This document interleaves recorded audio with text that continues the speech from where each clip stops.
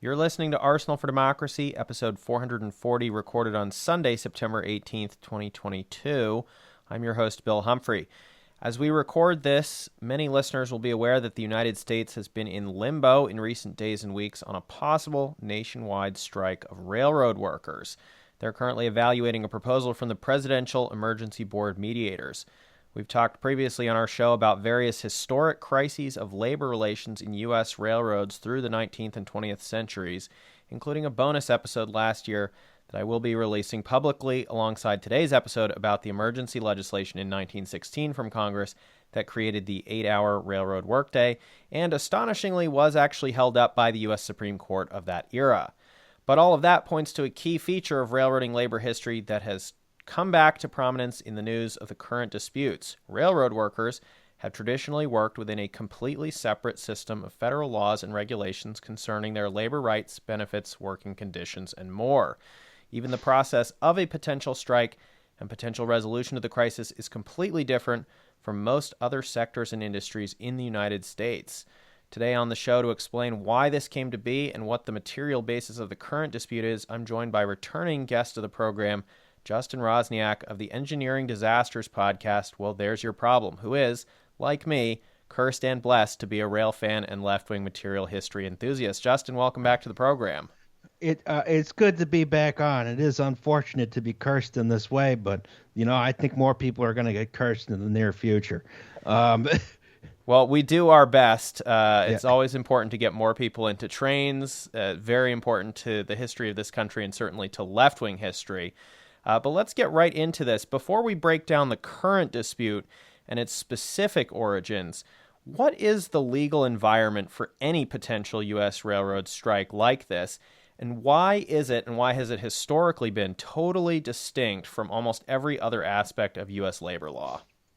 Well, I think the long and short of it is it's completely distinct because there are so many aspects of the railroad where some of these legal questions came up for the railroad well before the concept of a corporation had even been thought about. These are extremely archaic laws which were drawn up in like the 1870s, the 1880s.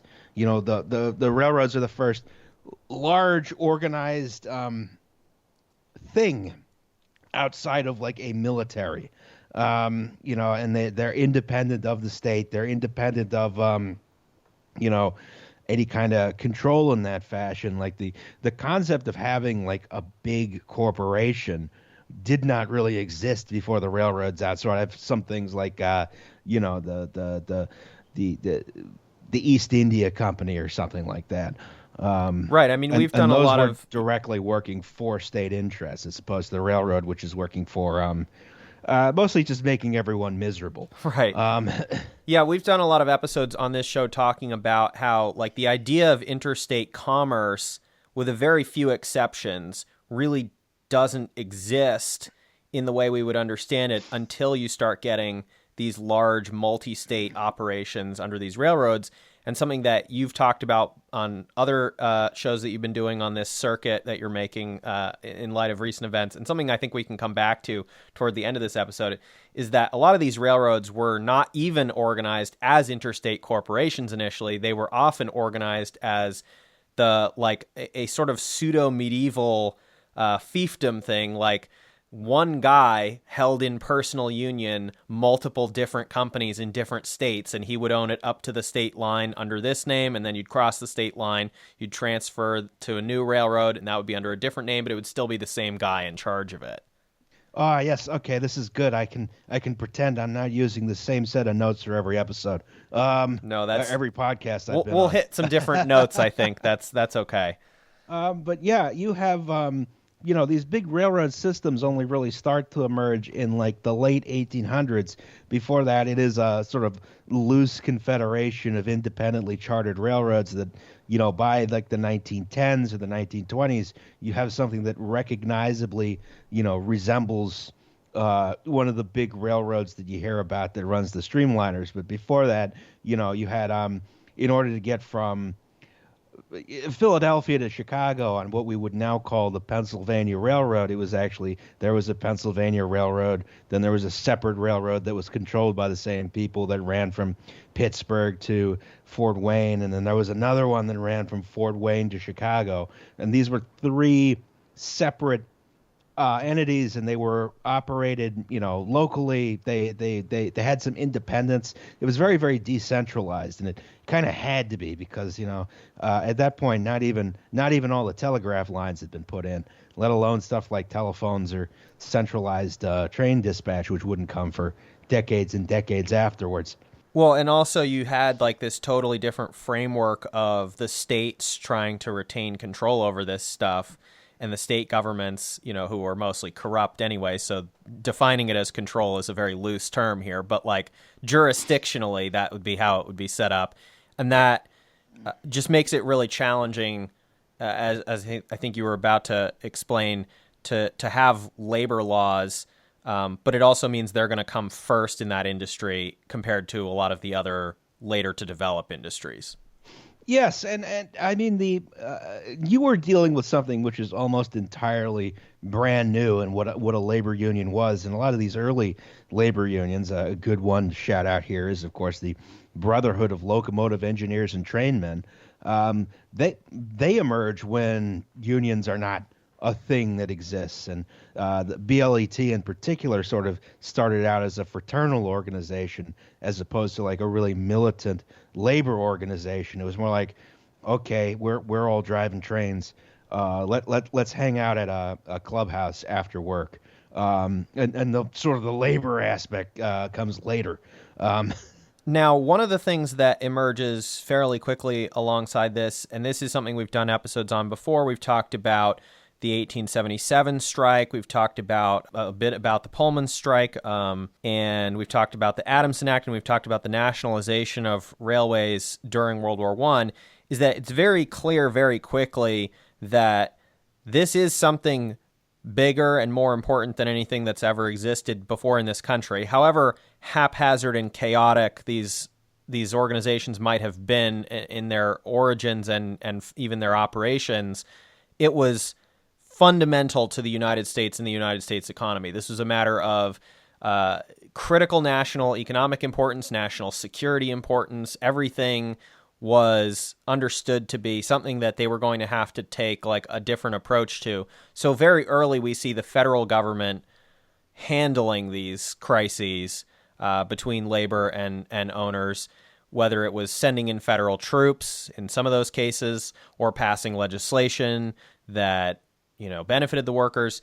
But what do you think this says in terms of the way that they approached it? I mean, they haven't necessarily approached other industries in this way. I think probably the closest analog would be some of the things around the ports. There's definitely been cases, especially in the Taft-Hartley era to present, where the president, will intervene in a similar kind of way. But it seems like there's a recognition here that there is something fundamentally very serious about this sector, which for some reason people are not recognizing actually does continue to be that important even to this day.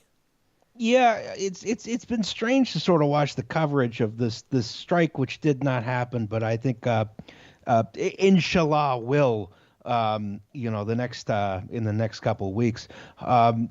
That these railroads are so important to the economy, not because of dollar value, but because you got to get the coal to the power plant. You got to get the gasoline to the distributor. You got to get the grain to the flour mill. Everything seemed to be lowballed just because some shippers came out and said, this is going to cost the economy $2 billion a day. And it's like, yeah, it'll cost the economy $2 billion a day until like day 5 when the whole country collapses. So I feel like this is a big part of the reason why these labor issues are regulated differently. It's because if the railroad shut down, everything goes to shit real quick.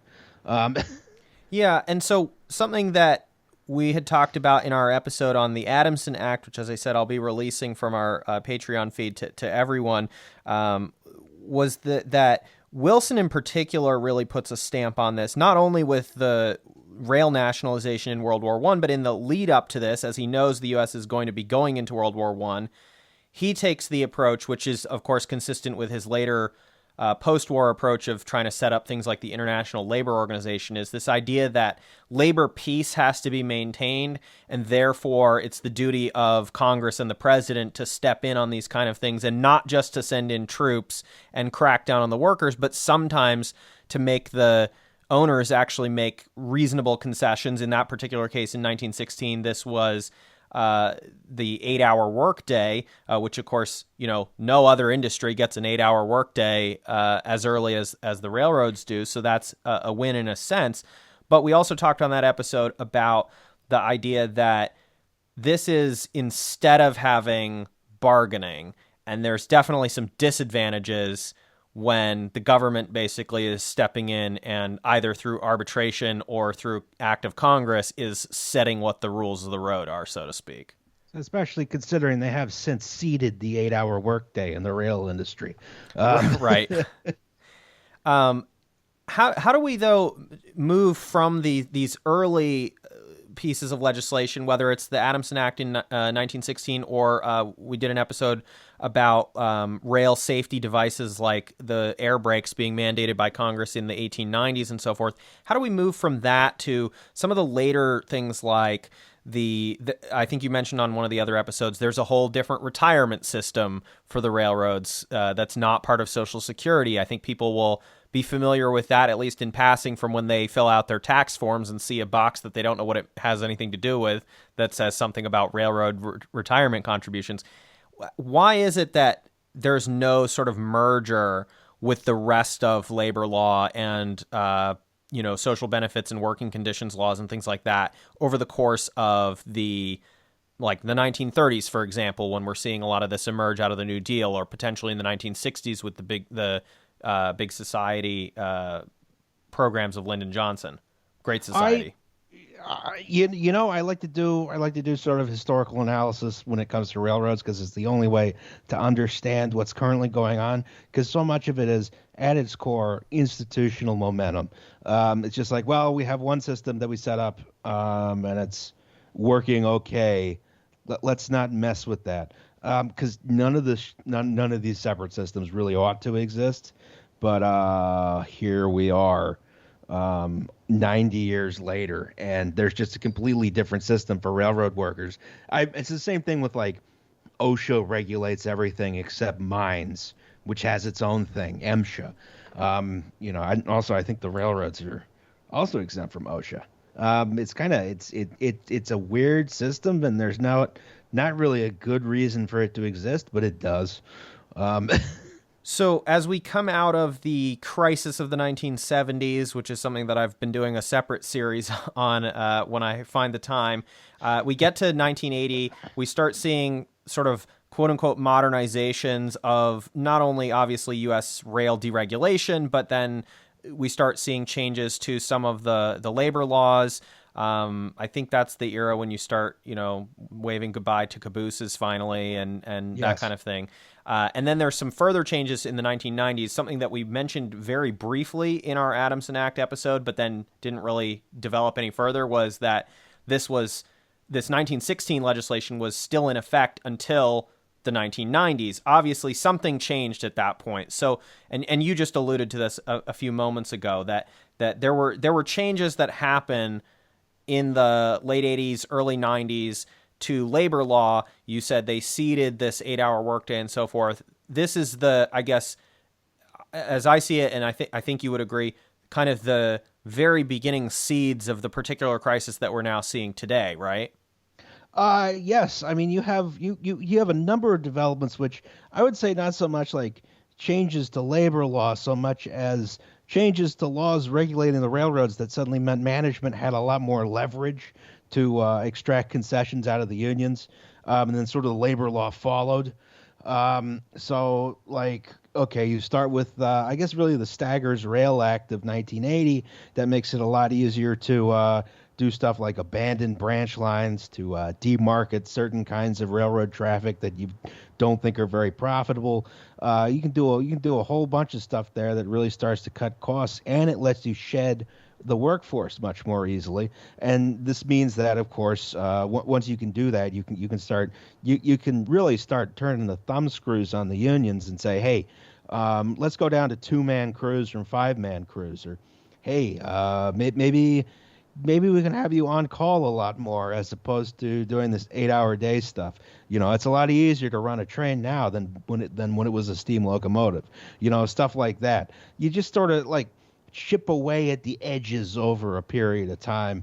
And the net result was rail workers lost a lot of progress over a relatively short period of time. And they must not, as you said, have had the leverage to push back on that.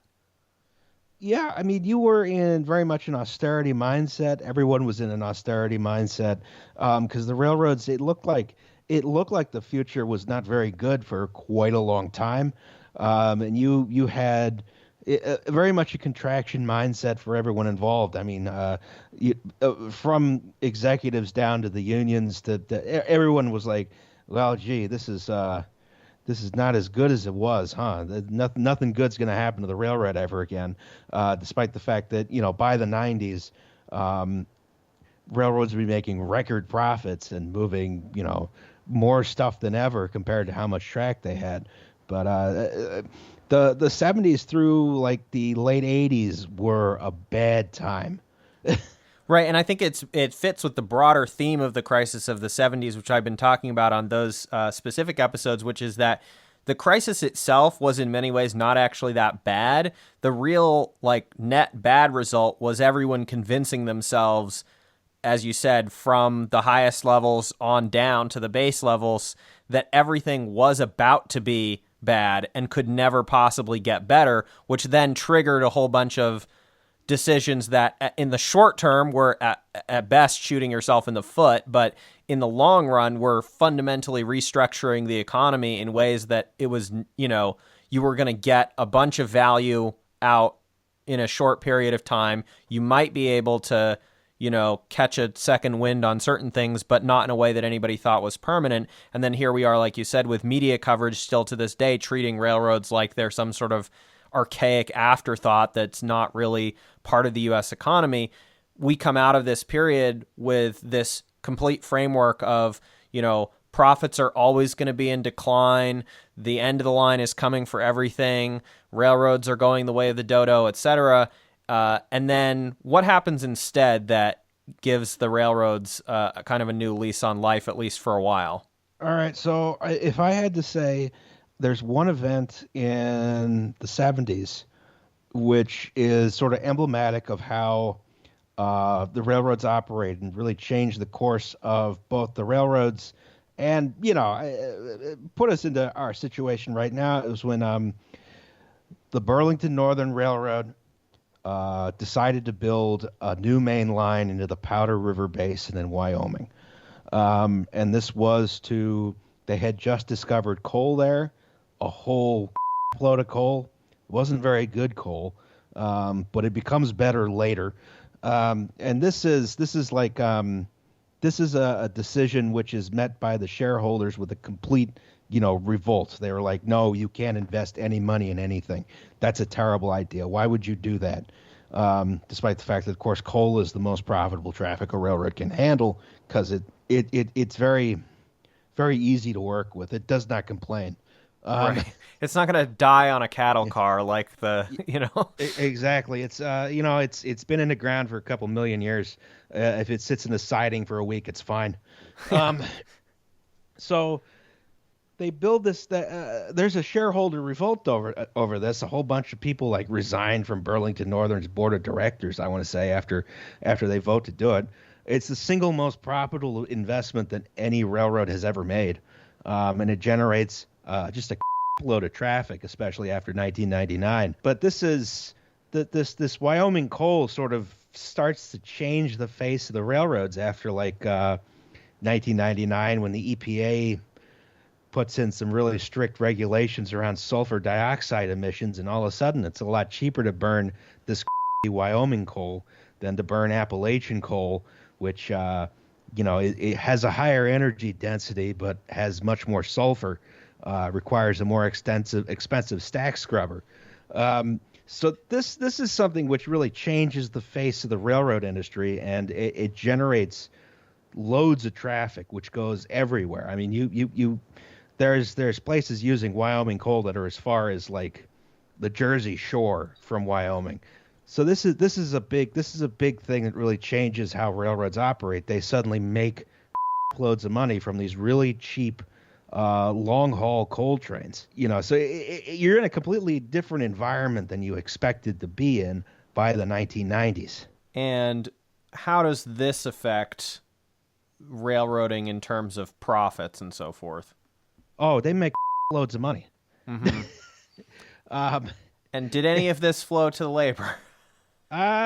Sort of. I would say sort of, in that by 2004, they were so swamped with traffic that they go on one of the largest hiring sprees in railroad history. Class 1 railroads, I want to say, hire 80,000 people in 2004, which is, just 18 years ago. But sort of simultaneously to this, you have this idea bubbling through the industry called precision scheduled railroading, right? And the idea of precision scheduled railroading, it comes from this guy, E. Hunter Harrison.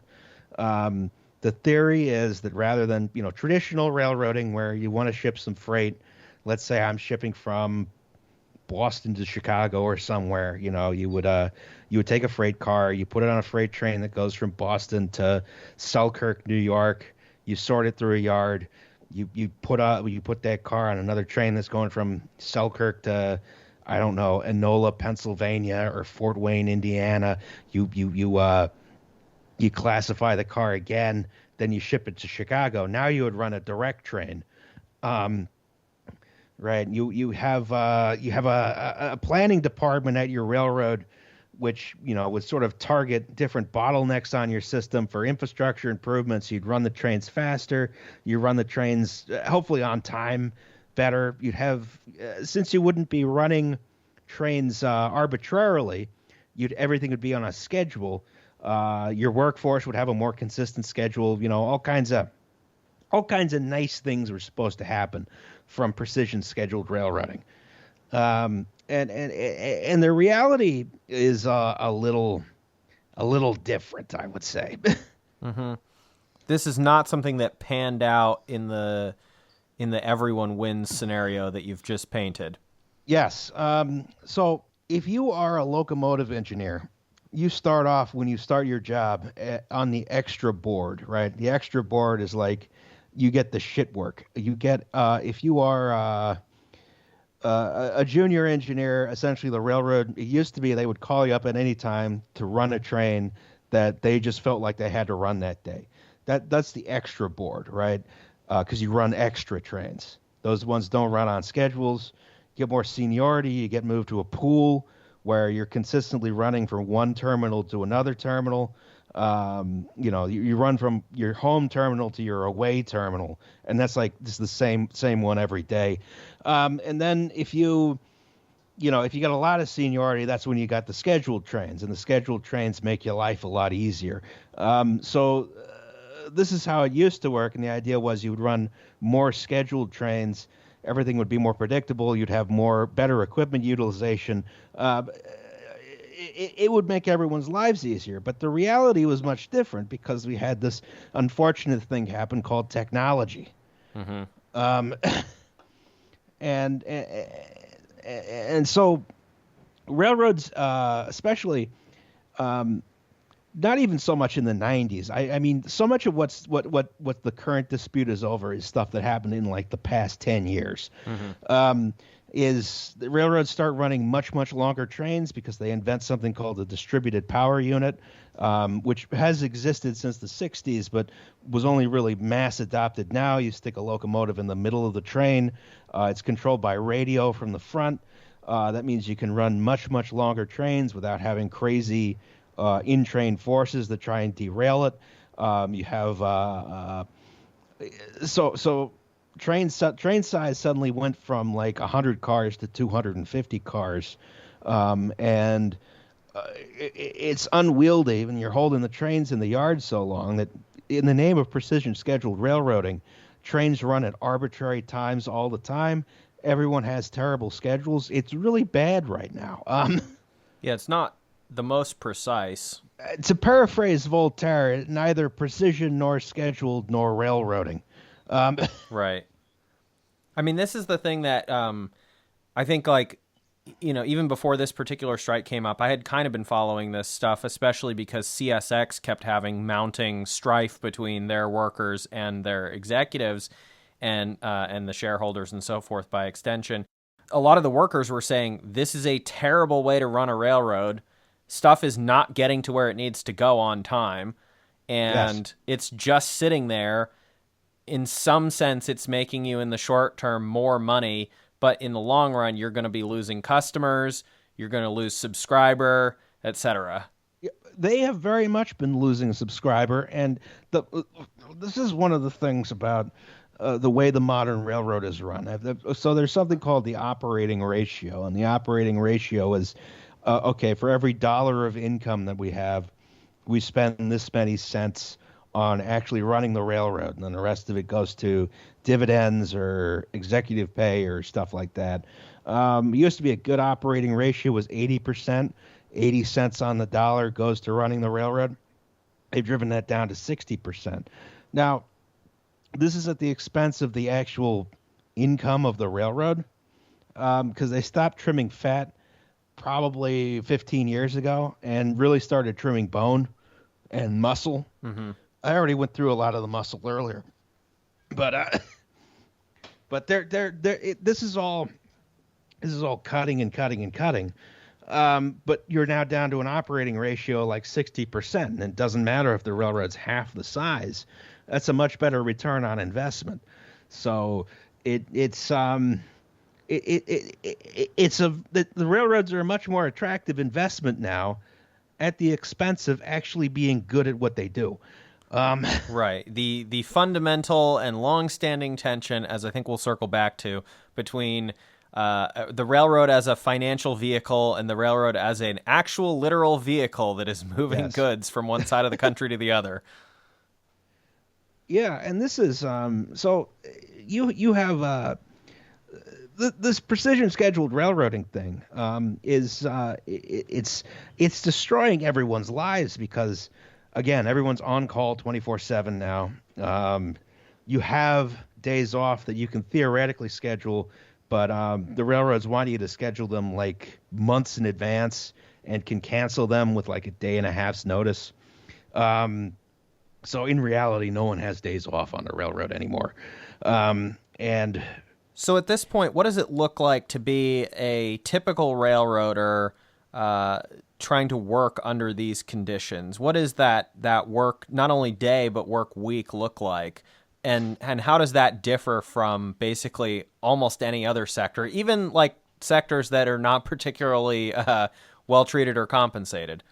so you were theoretically on call basically all the time, about 90% of the time. Prior to that, it was, I think people said even like 10 years ago, you were at worst on call about 75% of the time, which gives you the equivalent of a weekend.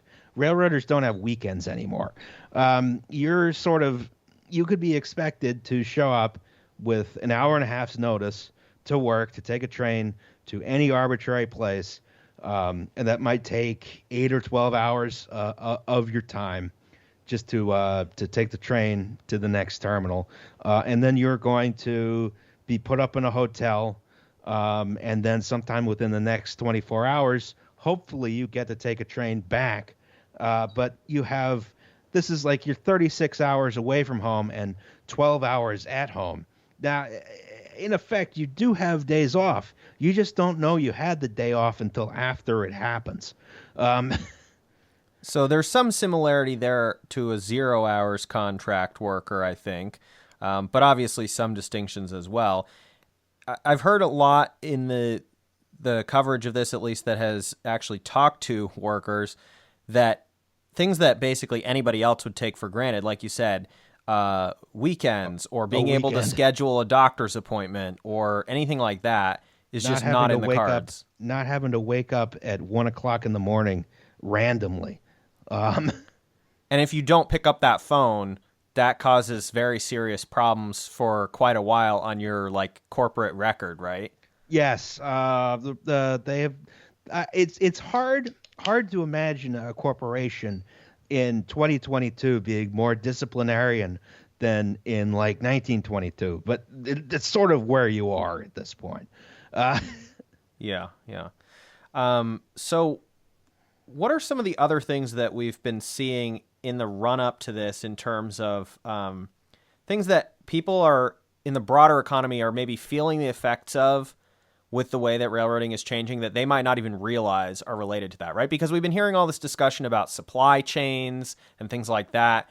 What are some of the implications? I know there's been a lot of disparate sort of coverage that I think misses the story on that, right? Like, oh, this railroad is losing customers because of things sitting in the yard, or this railroad is having packages stolen off a train in their not even yard. What are some of the things that are happening in railroading that do affect everyone, not just people who actually work for the railroads? Yeah, so I mean, I feel like the back end of the supply chain is something that no one has noticed until recently. But with the railroads being as dysfunctional as they are, there's so much traffic which has just been ceded to trucks. There's more and more trucks on the road. Railroads have picked up a lot of slack in terms of moving containers around, but even that has been pretty dysfunctional. Like if you look at if you live in Chicago, let's say, Chicago is a good example here. There's a lot of railroads with container terminals there, and because it's complicated to switch those container cars, they just offload all those containers on a truck, and then they drive them through residential neighborhoods to the other container terminals where they're loaded back on a train. There's a lot of like laziness from a railroad operations standpoint, which has sort of happened as a result of the PSR, precision scheduled railroading mindset. You have I don't know how much. Again, the irritating thing is how much of this is like stuff you're only going to get mad at if you are really paying attention to what's happening, because ultimately it doesn't matter to the consumer if the freight gets there on a truck or a train, but it does matter sort of in terms of like the environment or like just having fewer trucks on the road and stuff like that. Well, but there are ways that people might not realize consciously were affecting their lives, but it actually is, and I think it's worth bringing some attention to that. I know you've talked about safety issues in terms of where trains are running, safety issues in terms of derailments and things like that, safety issues in terms of the thefts of train cargo. Yeah. So one of your big, I guess, unheard of things right now is what you might call the derailment epidemic. So we invented these monster trains, right? Now there's other technology which is sort of causing this to occur. A big one is that the railroads have invented, not the railroads, but the locomotive manufacturers have invented these sorts of driver assist programs. Call it it's somewhere between Tesla full self-driving beta and like Clippy for trains, right? Right. And so the idea is there's two big systems. One of them is called Trip Optimizer, and that like has like a bunch of train routes that have been manually programmed in. The other one's called Leader, and that is a machine learning system, which has been trained on simulators. So it's like we forced the bot to play 9,000 hours of Microsoft Train Simulator. Let's see how it does on the real Marias Pass, right? And these systems, they're supposed to increase fuel economy, but the sort of the railroad executives, the management has told workers that, like, okay, you have to let Trip Optimizer or Leader do its thing. If you take manual control over, you might be disciplined for it. And these systems they're not perfect. And because the trains are so long now, there's so much in-train forces. The driver assist frequently puts itself in a situation where it may split or derail the train if it's allowed to do what it wants to do. And this is not directly resulted in. I mean, there's a couple derailments that are caused by this. I won't say it's directly responsible for most of the derailments, but you are putting workers in the situation where they have to choose between being disciplined or derailing their train. But the long trains in general are very much a factor in causing all these derailments, and they're happening in worse and worse places all the time. Like Norfolk Southern put a coal train on the ground on the Northeast Corridor a couple months ago. It was a really bad derailment, and that's a 135-mile-an-hour railroad. And for some reason, it barely made the news. It wasn't like a national scandal. Mm-hmm. If there had been an Amtrak train anywhere near there, it would have killed 200-300 people. Mm-hmm. What are some of the other safety issues that are facing the trains, the railroaders, people who live near trains? I mean, everyone's hauling crap loads of hazmat. That's what the railroads are for, because it's safer to ship that way. It's probably railroads are probably the second safest way to ship hazmat after pipelines, which of course have their own problems. You have, of course, just these long trains. It's hard to stop them. The railroads have started pushing for one-man crews, which it is bad news if you, let's say, you live in a small town in Quebec called Lac-Mégantic. Mm-hmm. Check out that episode of Well, There's Your Problem to find out more about that. It's just, I don't know, the whole thing is wild. It's crazy to think that they want to put one guy in charge of 3 miles of train, yeah, with no one around. And even stuff like just, okay, these trains go slower than ever. They're bigger than ever. They block grade crossings for a long time, which is bad news if, I don't know, maybe you're in an ambulance. Mm-hmm, mm-hmm. So let's imagine that the railroad companies completely get their way here. They not only win this showdown, but they get everything handed to them by Congress or the president or whoever. They get to run the railroads how they want. What are we looking at here in terms of a, multi-mile long train run by one guy who's been on call 24 hours a day, 7 days a week, has probably had to get up in the middle of the night unexpectedly to operate this train? What are we looking at here for the future of this critical artery to the U.S. economy and supply chain? I would say if the railroads got everything they wanted, there would be no railroad. Mm-hmm. The ideal railroad is one that owns no track and runs no trains. Mm-hmm. It's just not this business has been, I would say, for a long time of its existence, but like especially in the past 20 years, this industry is suicidal. It wants to stop existing. Now, if you have one guy operating these long trains, I don't doubt there's a way. It would take a while for something really bad to happen, but when a really bad thing happened, it would be really bad. But I also think if the railroads got everything they wanted, they would wind up going. It's completely unsustainable for them to operate in the way they've been operating, and to keep going down this road is madness, because you simply would not run a railroad at some point. I mean, right. Railroading's not a good business to be in. It's not like, right now, what do you want to do right now to make money? I make an app that makes a fart noise and make $1 billion. That's much easier than running a railroad where you're in the unfortunate position of actually having to do things, which is really bad economics right now. Right. They're going to lose subscriber. They're going to lose worker because people are quitting in droves under these working conditions. Mm-hmm.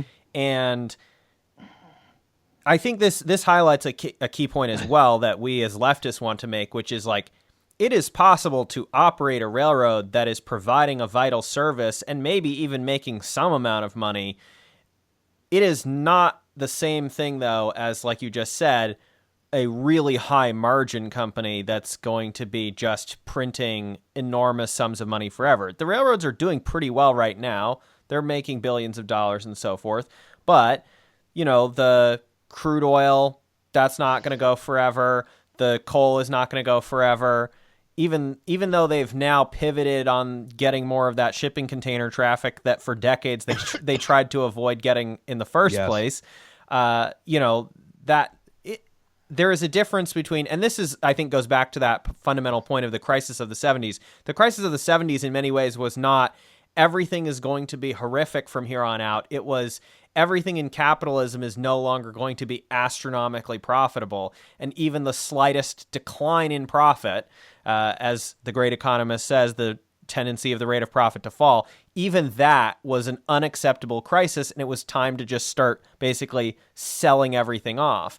And as you said, this has been kind of one of the fundamental tensions in railroading from the beginning, is it is possible to run a successful railroad if you define success in terms of, it can pay its operational costs and workers and so forth to transport goods from point A to point B successfully.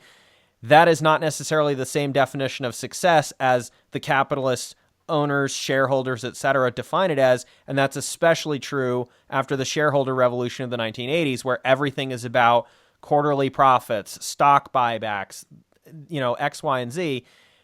Again, it's been a problem through all of railroading history in the United States. You can look at the era where all of the railroads kept paying out dividend after dividend in enormous volumes to their shareholders while not doing any track maintenance until, you start seeing the average speed on these tracks declining precipitously till it's practically a crawl. And they are just constantly willing to repeat that cycle. If you wanted to actually operate a railroad in a functional manner, and it doesn't necessarily mean you have to do it at a huge loss or anything like that. You could probably break even on it or better. That requires you to have a different motive in mind than quarterly profits and shareholder buybacks and things like that. I will say there's absolutely no risk of American railroads running at a loss right now. Right. But the amount that what they've done in pursuit of profits has been incredibly stupid and counterproductive. I mean, you have track out there that's good for 60, 70 miles an hour, and they run freight trains at 20 miles an hour because that's what the fuel economy optimizer wants you to do. Right. You save 5% of fuel by running it at half speed or whatever, and then you've created a whole bunch of downstream problems for your alleged precision scheduling. Everything is so congested right now. It's terrible. You're calling people up at 1 a.m. in the morning to ask them to go on a train and sit at a red signal for 6 hours. And they have to just sort of stare ahead and not fall asleep because, of course, there's an inward-facing camera on the train. If you fall asleep while you're not doing anything, they're going to get mad at you. It's a crazy environment to be working in, and it's a crazy environment. It's just absurd that they have let it get this bad.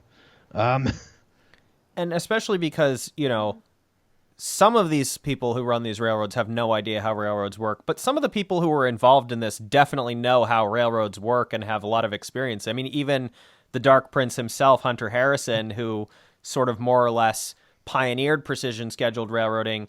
I mean, he had many faults and evil things, but you can't dispute that he came up through the railroad. Like, he had railroading experience, but that didn't apparently stop him from making decisions that were not in the best interest of operating a railroad successfully. I would say that for all the flaws of the railroad, and there are many of them, they do tend to promote from within. You're more likely to go from locomotive engineer to management than you are going from Starbucks barista to Starbucks management. Mm-hmm. But it's with that context, it's even weirder that they make all these boneheaded decisions. This is another institutional momentum thing. I mean, if you look at, I don't know, let's say a railroad like Union Pacific, it's been around since the 1850s. It's like what organizations are older, like the Catholic Church and not much else. Right. Well, let's close the loop a little bit on a point that I brought up at the beginning. This differentiated process legally. What is the current process in terms of when a union is ready to go on strike, or a railroad is ready to do a lockout, or some combination of the two? What is it that happens? And it's not the same process that you would get with basically almost any other sector, with the possible exception of maybe like the port facilities and so forth. You get this federal intervention that's very different from other sectors. Yeah, I tried to understand it, and my brain just went to static. That's the issue. Mm-hmm. There's so many steps. I mean, just because this is archaic regulation. The last time it was put into force was in 1992, and HW just decided, no, you can't strike. The Railway Labor Act is there's this like million-step process in order for railroad workers to be legally allowed to strike. And that's what resulted in our current the Presidential Emergency Board, which went and made some recommendations for the unions and management to consider, which turned out to be very bad recommendations. Mm-hmm. They gave the unions a pay increase, but what the unions wanted was, of course, actual time off they could use. And since then, there's been this tentative agreement which includes some time off, but who knows if they'll accept or reject it. But I mean, it's a completely separate process from the usual, the usual labor striking process, and it's weird. It's just weird. Constant cooling off periods at various stages so that everything just drags out even longer with more uncertainty. Yeah, and I feel like that's counterproductive. I don't think anyone's cooling off right now. I am not a railroad worker. I do not speak for the rank and file. I have seen some people very mad about the agreement that's been come to, because there's no guarantee. Even if they do get more time off, railroads are really good at denying time off. So even if they get more time off on paper, they might not actually get time off. All right. Well, before we wrap up, I do want to have one fun historical anecdote that we can discuss. This is one that I've been waiting for a good opportunity to do on the show, but it wasn't really like a full episode length. So we're going to go back in time to not the earliest days of railroading history, but that era that you mentioned earlier, the 1870s, 1880s. And we're going to talk about a section from The Road of the Century. Is that a book that you've read? It seems like a book you might have read. That's one about it's a New York Central history. So that's why I haven't read it. Yeah, I was worried about bringing up a sensitive topic like the New York Central, but here we go. So on one of the other podcast appearances that you made, and you made some comparisons to some of the ways in which railroads have been run in a similar manner to kind of scammy tech startups, and this was. Something that had definitely been in my mind when I read this chapter of this book a couple years ago. It's also, I think, definitely calls to mind private equity, asset stripping, and debt leveraging and things like that from the Romney Bain Capital era much later. Basically, it comes out of that a century later for other sectors. So we're going to talk about Calvin S. Bryce, often rendered as Calvin $ Bryce.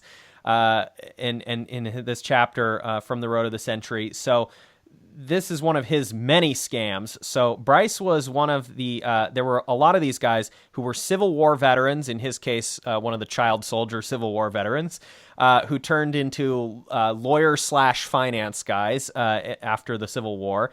And he had a knack for doing the sort of railroad fundraising version of traveling medicine shows. And he did this along with his business partner, future Ohio governor and disastrous U.S. Treasury Secretary Charles Foster Jr. And together they made a hostile takeover of an already bankrupt railroad startup.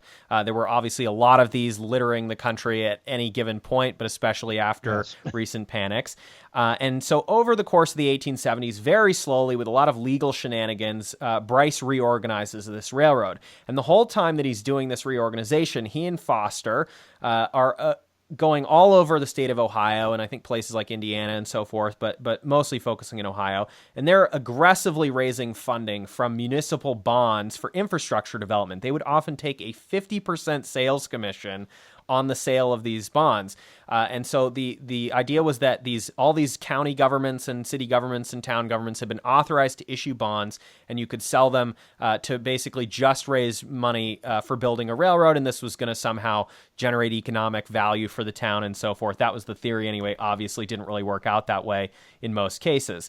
The other place that they were aggressively fundraising from was Wall Street stock speculators via the so-called Cheney Syndicate. And they were raising from these two sources an amount of money that obviously could never realistically be paid back. I mean, this was just transparently obvious. They did not really take any pains to hide this. And Bryce paid himself a boatload of money out of this, including those 50% commissions. And after he's reorganized this railroad, he actually does build a railroad. This is the craziest part of the scam, and one part that you would never see in the modern context is actually building the thing that you said you were going to build. And some of his scams involved really barely doing the work to legally say that you had built a railroad. But in this case, he built like a pretty functional railroad. So he built the Nickel Plate Railroad as fast as possible before its inevitable bankruptcy, because, as I said, it could never possibly repay the amount of money that they had raised from various sources to pay for this.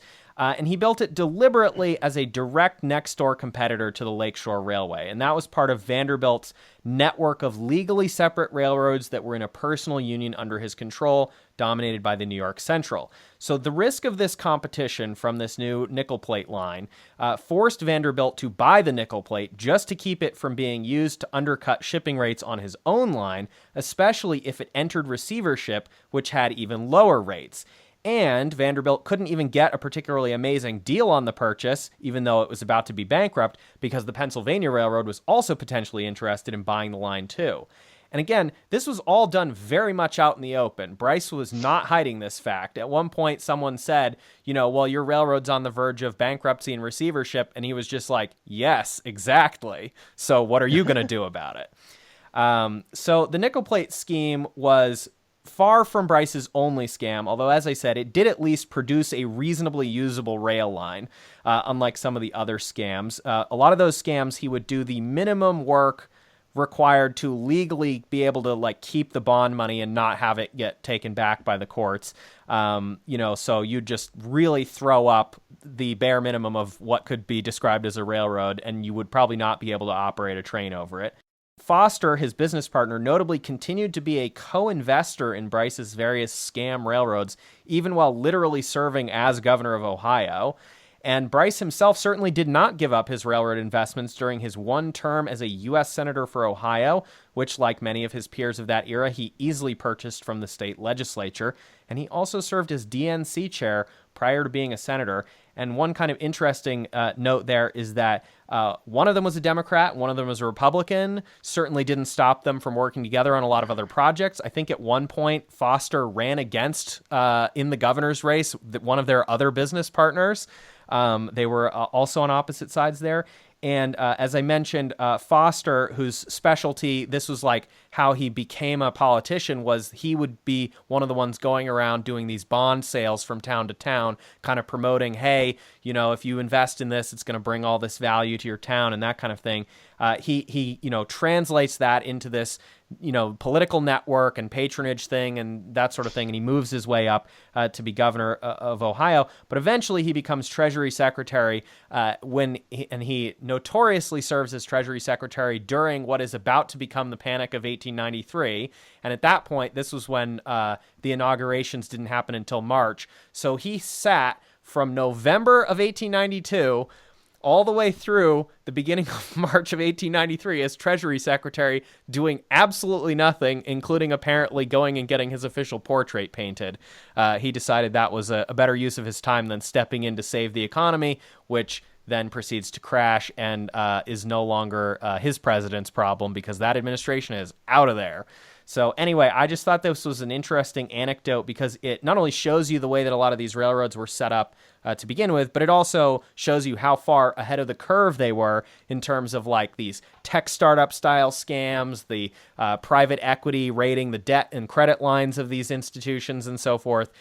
Just a fascinating anecdote that goes to show what a colossal mess capitalism has made of this vast network of railroads in the United States that some people bewilderingly insist on referring to as the best freight network in the world, which I don't think can be defended on basically any terms. I was about to say, the nickel plate road was definitely a magnet for weird guys. That's true, yeah. I think the weirdest, of course, being Oris Paxton Van Sweringen and Mantis James Van Sweringen, who... two very cool and normal brothers. Very, very, very normal brothers. Very much. I would describe them as they're like a wealthier version of the McPoyles from It's Always Sunny. All right. Well, Justin, that is going to bring us to time. Thank you so much for coming on to talk about railroad labor laws and the material basis of the current labor dispute and potential strike action on the railroads. Are there any closing thoughts or closing plugs that you want to make before we let you go? The main thing is I hope I hope there is some more radical labor action that happens because I feel like, okay, the agreement that's been come to is okay-ish, but I think the railroads are, again, if they think they're going to win by pushing down workers as far as they have and by doing these horrible operating practices, we're just not going to have a railroad in a couple years. I think this is like maybe more of a do or die situation than anyone realizes. Like, these railroads have been so badly run for so long. Something's got to give at some point. I don't know what it will be. I guess the other alternatives that don't seem on the horizon are full nationalization and some sort of anarcho-syndicalist operation where the railroad workers who actually know how to run a railroad take over and run it. But it doesn't seem like either of those are in the cards, so we better hope for a better resolution than the tentative agreement that's proposed. Well, only Nixon can create Conrail. Yeah, and Mr. I Love Trains himself, President Biden, doesn't seem to be... I mean, I don't know what's going on there. I don't think he's the one that's making any of the decisions with regard to this at all. It seems like he's out of the picture, asleep at the switch. I heard that essentially the Presidential Emergency Board came up with the whole agreement, and then Biden heard, what do you mean you're not giving them days off? And then he sort of intervened at the last second.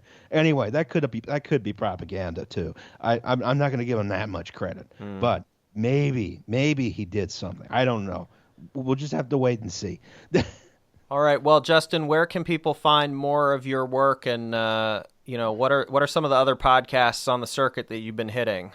So I do a podcast called Well, There's Your Problem. It is a podcast about engineering disasters with slides.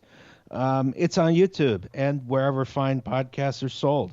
I've also gone on a couple podcasts to cover this. I was on This Machine Kills. I was on Work Stoppage Podcast. Next week, I'm going on Rail Natter. That's with Gareth Dennis. And he is a professional permanent way, which we would call right-of-way here. He's a permanent way engineer in Britain. And we are going to really nerd out on the decline of the American railroad industry over the past 60 years. That's the one. If you want to get really bored, that's the one to watch. No, really interested, and then gradually your mouth will fill up with foam. Yes. Yeah. You have to go get a rabies vaccine afterwards. Exactly. Yeah. All right. Well, Justin, it's been too long, but it was great to have you back on Arsenal for Democracy. Thanks so much for coming on. Oh, thanks for having me again. I'm always around to talk about trains. Well, Always me here to too. talk I don't think everyone's ear off about trains. nobody who's into trains is ever unavailable to talk about trains. So yeah. That's a good point. That's a good point. All right. See you around. Okie dokie.